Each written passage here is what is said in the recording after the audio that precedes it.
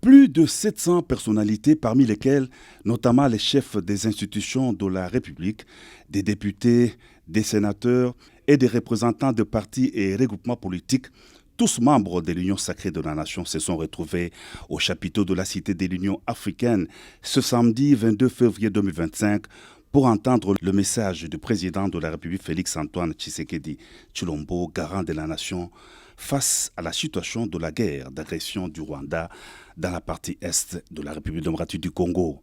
Tout a commencé par la prière et une minute de silence en mémoire de toutes les victimes de la guerre d'agression dans l'est du pays, à laquelle le secrétaire permanent de l'Union sacrée de la Nation, André Mbata, a convié l'assistance.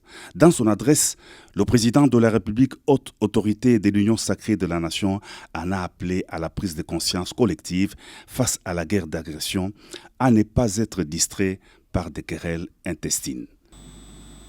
L'ennemi est debout, l'ennemi est actif. L'ennemi, ce n'est pas seulement celui que vous voyez. D'ailleurs, ce que vous voyez n'est que de l'agitation.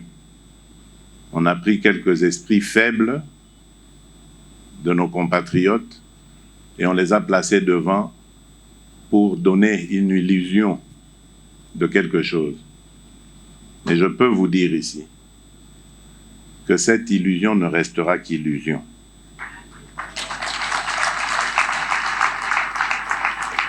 Elle ne se transformera pas en réalité. Parce que nous n'allons pas perdre ce combat. Je l'ai dit depuis le début, croyez-moi, je le maintiens. Le président de la République a lancé un vibrant appel à l'unité nationale. Nous appartenons tous à notre pays, la République démocratique du Congo, a dit le chef de l'État. Et de poursuivre, la RDC mène le combat sur plusieurs fronts diplomatique, militaire et politique. Sur le plan diplomatique, la RDC enregistre des victoires. L'on doit continuer à fournir des efforts, à rester vigilant et actif, a dit le président de la République. Sur le plan militaire, le chef de l'État, commandant suprême des FARDC et de la police, a rendu hommage aux forces armées loyalistes. Il a réitéré sa détermination de monter une armée d'élite et d'assurer la prise en charge des hommes des troupes. Enfin, sur le plan politique, le président de la République a déploré le silence de la classe politique congolaise face à l'agression de la RDC. Parlant du dialogue, le président de la République a indiqué qu'il a toujours tendu la main pour un dialogue constructif, un dialogue de responsables permettant le développement de la RDC, mais pas un dialogue avec des pantins.